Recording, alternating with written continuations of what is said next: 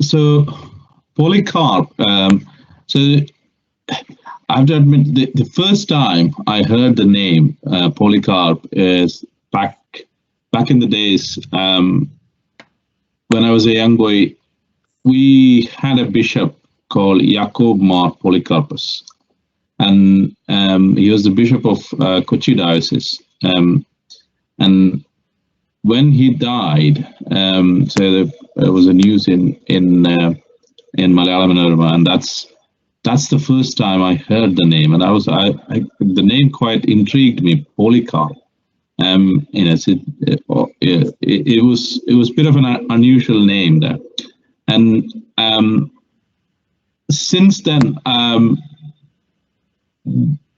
only recently, the Bishop of Angamali, he's the one who's taken the name of Polycarp. So it's amongst us, at least the Malankara Christians, Malankara Orthodox Christians, the name Polycarp is not that common. So whilst I was looking for Saint Polycarp, I was trying to see why he's probably not that famous in the Syriac tradition, but I couldn't find anything there. He's more more famous, or he's accepted widely in the Greek Orthodox Church than in the Syriac traditions. But probably a Syriac tradition emphasized more on Saint Ignatius, and that could be a reason. But I couldn't find anything. Maybe something. If anyone else has come across, we can look into that. But as I said, the name intrigued me, and so like I looked up. So Polycarp means much fruit. That's what the Greek word means. So as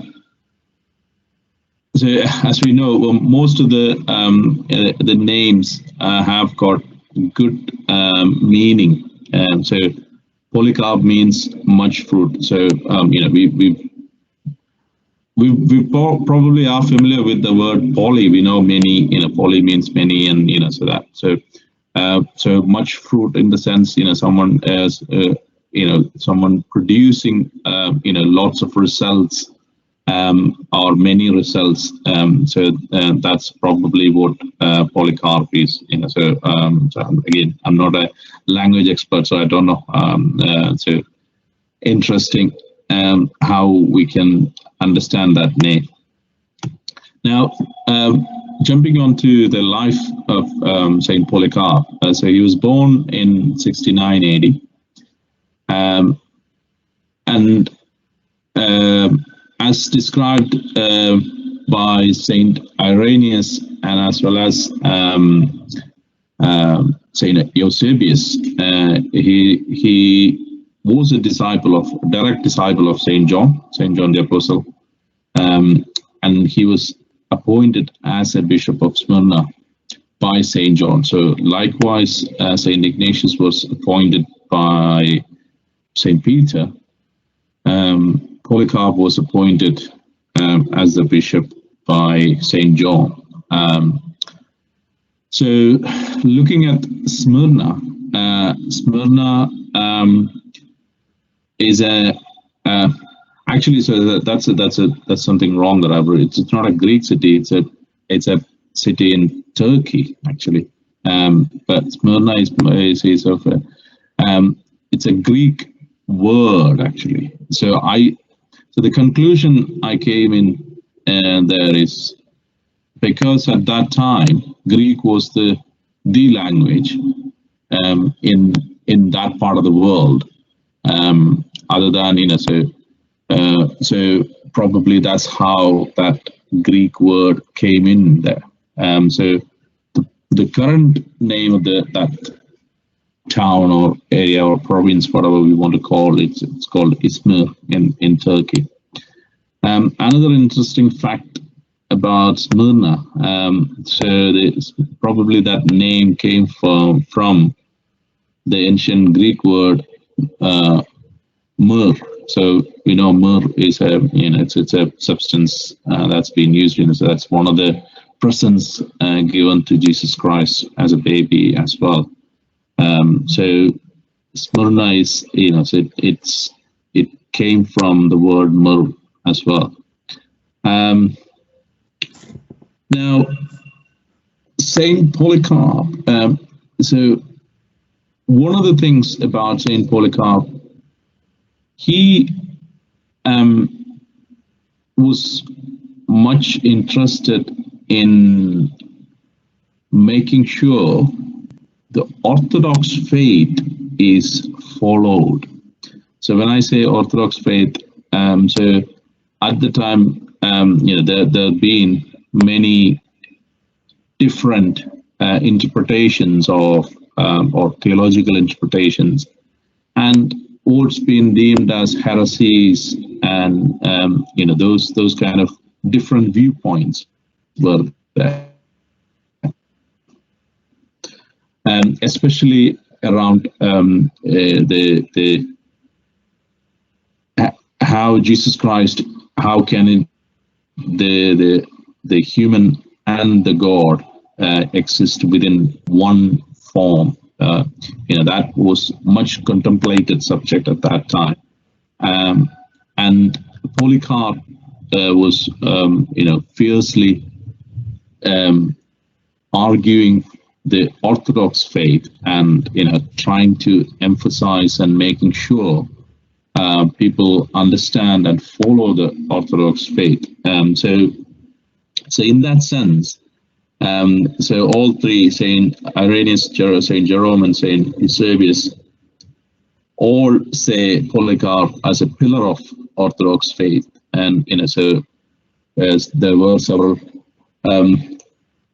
Gnostic theories and Gnostic religions coming up and disputing Christianity, and how Jesus Christ can be the man and the God at the same time, and all that kind of stuff. So that was his major contribution whilst he was alive and being a bishop of Smyrna. So what we know about Saint Polycarp is essentially from two letters. So one is what he has written and to the Philippians, and the other is about him. And there is actually a collection of writings which is actually titled as the Martyrdom of Saint Polycarp itself. So that's there. So those letters and writings is what gives us some light into who Polycarp was, and what was his teachings and what was his contribution, and those side of things. In terms of the martyrdom itself, as I said, martyrdom is described in a letter from the Church of Smyrna to this, which was written to the church in Pontus, and it is known as one of the earliest texts on martyrdom after Saint Stephen. Now, Polycarp, how he was martyred, it's interesting. He was caught, and he was as we understand, in those days, Romans, the way they kill Christians, so that was a way of entertainment for them. So essentially, bring them into the arena, and then do all kinds of things. So it is said that for whatever reason, the lions were not available that day. We don't know what that means, but anyhow, they decided to burn him. But the wind formed a circle around him. That means the fire didn't touch him. So regarding that, so there is in the in this letter, it says Polycarp had actually a dream about this, where he dreamt that his pillow caught fire, and he was kind of in the middle of the fire. So a similar thing has happened. So the fire didn't burn him.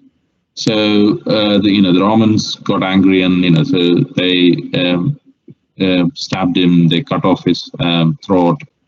So, and then what happened was the blood started pouring out, and the fire got set out by the blood. So they had to actually then pour oil on the body and then burn him. So that's how he attained martyrdom. So his bones were taken back. Now, there's that quote from Polycarp. So when he was brought into the arena, so he was an old man. So this is where we can draw some sort of a distinction between Saint Ignatius and Polycarp. Saint Polycarp. Saint Ignatius was actually wanting to die. He wanted to attain martyrdom at the earliest. So he was of that kind of a mindset. Whereas Saint Polycarp, he evaded being captured for a while, and so probably this is what I think. Probably because he wanted to make sure he teaches the church the right belief, because he earnestly believed in having that true teaching being passed on that way, and no heresy remains, or heresy is being removed, or people's minds are set clear. So probably that could be the reason that he evaded being captured, and he escaped several times. So whilst we were learning about Saint Ignatius, we know he came and saw Saint Ignatius whilst he was captured. So, but after all those years, so another writing, it says, so towards the end of his life, Polycarp visited the Bishop of Rome, Ancitus.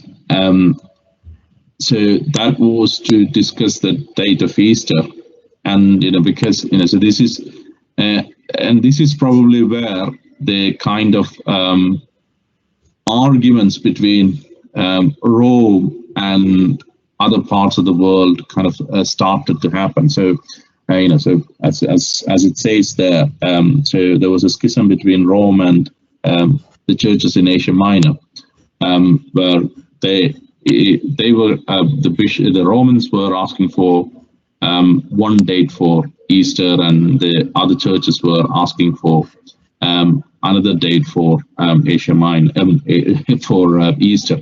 So something that made me think about it, even whilst so we're talking about the first century Christians, they were still not recognized as a proper religion. They were Christians were treated as outcasts, and they were all hunted and persecuted.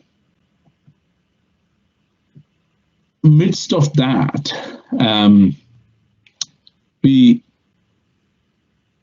there were schisms still, and that too regarding when they should be celebrating Easter.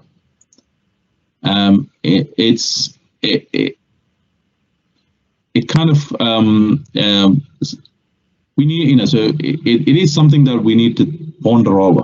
how what are the kind of things that we give importance to.